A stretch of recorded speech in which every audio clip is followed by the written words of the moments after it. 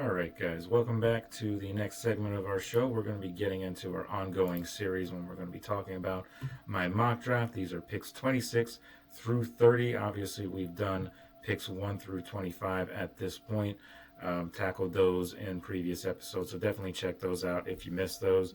But let's dive right on in to my first pick here, and I don't mean to spoil the pick there for you, but you know what that is. If you can remember it, that'll be nice. But I've got the Los Angeles Rams. Sorry, I'm just trying to get the camera fixed here, but got the Los Angeles Rams at pick number 26. I've got them going offensive tackle from Missouri, Armand Membu, and I apologize if I'm mispronouncing that name, but I think I got it right. But obviously, the Rams need some help on the offensive line, and Membu is a good prospect for them to go ahead and look at.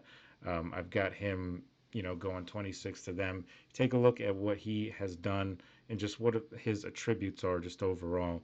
I mean, he's one of those offensive tackles that has really, really good body control, and he's got poise, especially in pass protection sets. He does a very, very good job not getting out of position and, over pursuing. He can stay into the pocket and stay on assignment. He's very good at that. He keeps his weight inside too, which is, very important for a tackle like that. You don't want to get beat inside, and that's a quick, easy hit at the quarterback if you do that. So you want to be sure that you have an attribute like that if you're going to be a starting NFL offensive tackle. So he's got very, very good hands. He's pretty fluid with his footwork and his handwork. Very athletic, very agile. Which is very good. Especially in today's NFL with a lot of, different offensive schemes and things that or defensive schemes and edge rushers who have a bunch of different other abilities than they did say back in the day. These guys are wide receivers or tight ends that can rush the quarterback. That's essentially how athletic a lot of these guys in the NFL are. So you want to be athletic yourself as an offensive tackle to be able to offset some of those speed rushers to the outside or guys who've got those quick moves to the inside that can get inside an offensive tackle and get to the quarterback. So you want to have an athletic guy, and Membu absolutely fits that. He's a big bodied guy, so he's very, very good offensive tackle and was very good for Missouri last year and the whole time that he was there, of course. But you know, he plays with an edge too, which I really like when watching his film. He's aggressive. He finishes his blocks. He's one of those guys that's feisty. You want a guy, a tough guy like that on your offensive line, and in a pretty tough division like the NFC West, the way it typically is in the NFC West anyway, when the entire division isn't hurt. That is. So obviously you want to have a guy who can really come in there. And with the Rams, getting with Andrew Whitworth retiring several like 3-4 years ago or whatever, they're obviously trying to get that next tackle, that next guy to lock down that position for the foreseeable future. So that would be a good guy to go along. It would go a long way for the Rams to go ahead and get a guy like that. So he may not be like the tallest tackle out there, but he's still a very, very athletic guy. So yeah, I think it would be a quality pick if they ended up picking him. So that is the Rams. The next pick that I have on the board here is going to be the Baltimore Ravens, and I've got them going Nick Amenwari out of South Carolina, the safety, the very, very athletic, very good safety, and I feel like he just has AFC North football written all over him when you watch the way he plays. Of course, the Ravens have a good safety already in Kyle Hamilton, but they do need some help at the other safety position, which I think Amenwari would do a very good job fulfilling that role. He's one of the top safety prospects in this draft. He was one of the top ranked prospects at the combine in terms of like who tested the best. He was one of the best, if not the best, safety that tested in the combine a couple weeks ago. So he tested better than anyone at his position, like I said, So taking a look at some of his stats last year, he was first team All American, first team All SEC as well. He did lead the team with 88 tackles.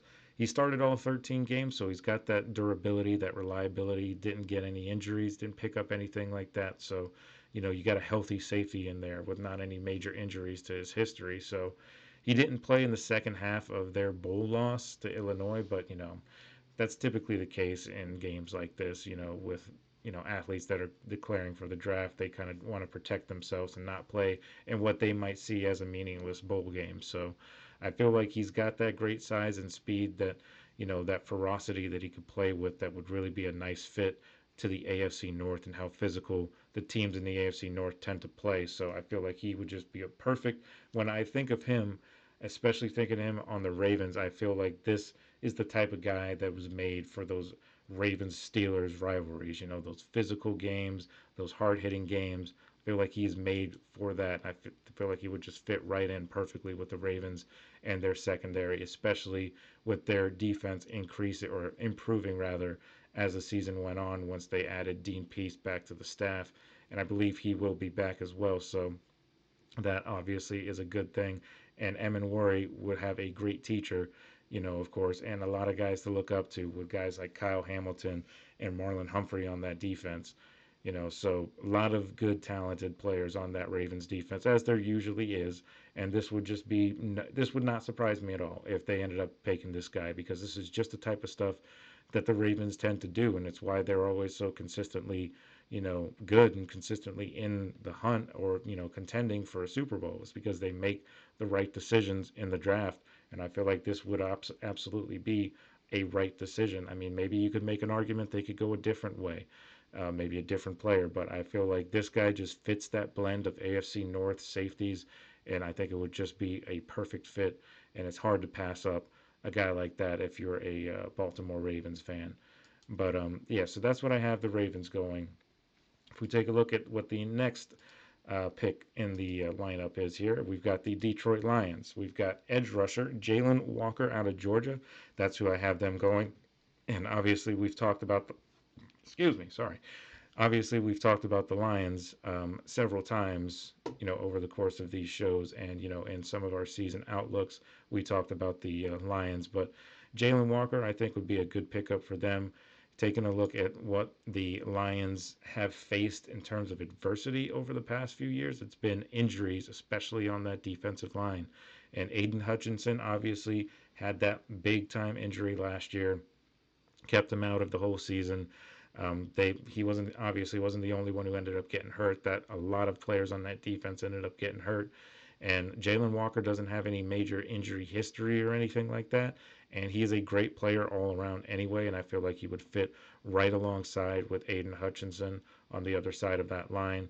They need that edge rusher in Detroit, because that's been the one sort of thing that they've been missing. Not necessarily edge rusher, but just defense in general is kind of been their Achilles heel, and it was kind of the reason why they lost in the championship game to the Commanders last year. Their defense wasn't able to make enough plays, and you could argue that's because of their injuries that they had. They had a ton of injuries, but just even before those injuries were happening, they were still giving up a ton of points. So that is a problem, and you need one of the things that could help you give up less points is getting more and more pressure on the quarterback, and Jalen Walker would help you do that. He had the team lead, or at least he was tied for the team lead, with 6.5 sacks last year. Played in all 14 games, too. He had 60 tackles total, and also had two pass breakups, and he had 10.5 tackles for loss. He did also win the Butkus Award, which is the award for the nation's top linebacker. So he was fantastic last year and the entire time he was in college, with Georgia. He's one of those hybrid guys. He can take snaps as an off-ball linebacker, and he can take snaps on the edge. So that is another thing that's going to really help the Lions if they decide to choose Jalen Walker, is you can move him around. He's not one of these guys that just sits on one side.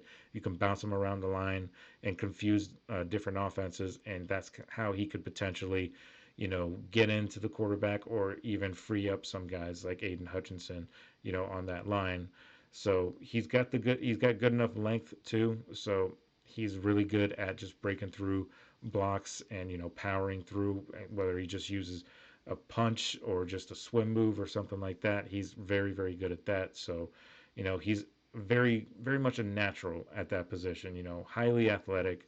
He's very good against the run as well, which is a big thing, because that is one thing that the Lions need to improve upon as well, is their rush defense. So I could see them absolutely going Jalen Walker, and I think that would be a very good pick if he's still available on pick 28, because that's the other thing, is are these guys going to be available?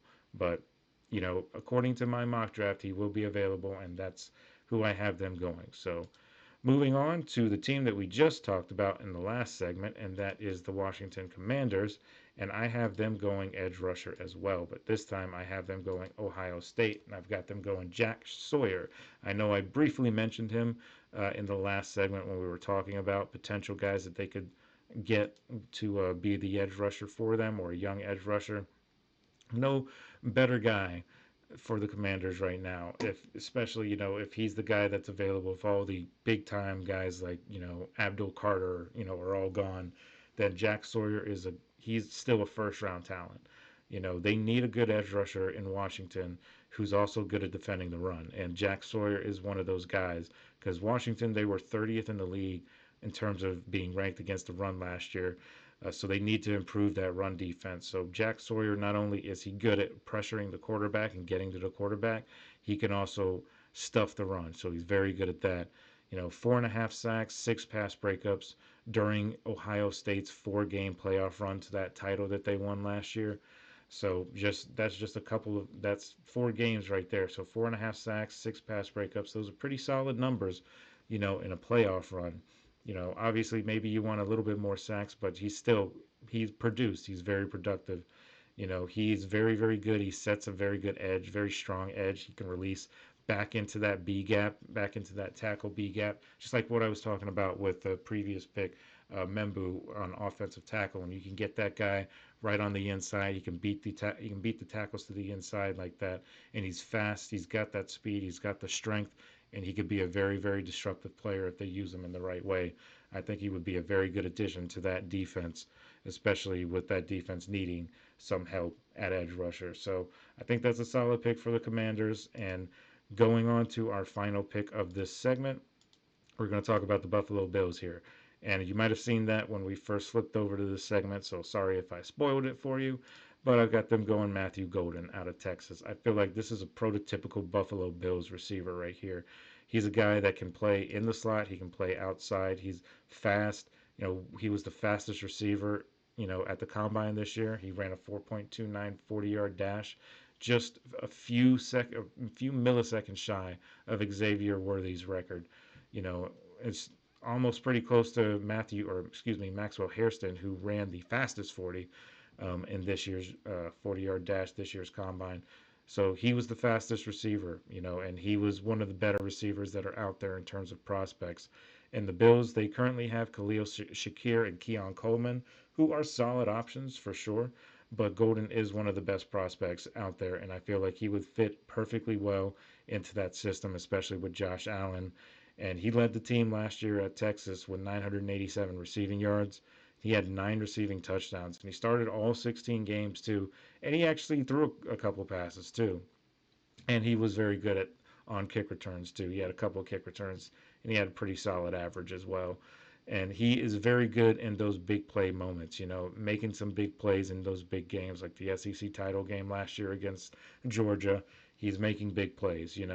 He's got agile feet. He's very, very good as a route runner, and that is the perfect kind of guy for a Josh Allen-led offense. I feel like that would just fit in very, very well, that kind of, receiver. Because obviously Josh Allen wants to make the big plays too, but you need a quality guy who's able to run in the slot and run it underneath on those underneath routes and make big plays and those contested catches. And I think he's very good at doing that.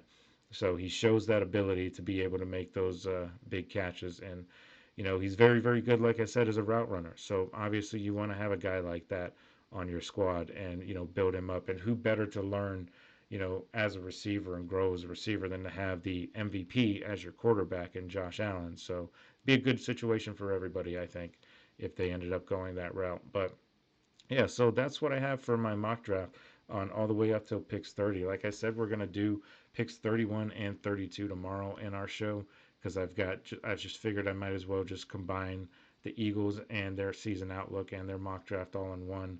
And of course, we'll briefly touch on the Kansas City Chiefs because they are pick number 31 as well. So that covers it for the mock draft for tonight anyway. And when we come back, we've got one more break to take. And when we come back, Apologize. When we come back, we will go ahead and we'll talk about the final segment of our show, and that's going to be the top 5 teams that I think could possibly surprise some people in college football. So stick with us, and now we're going to take a break.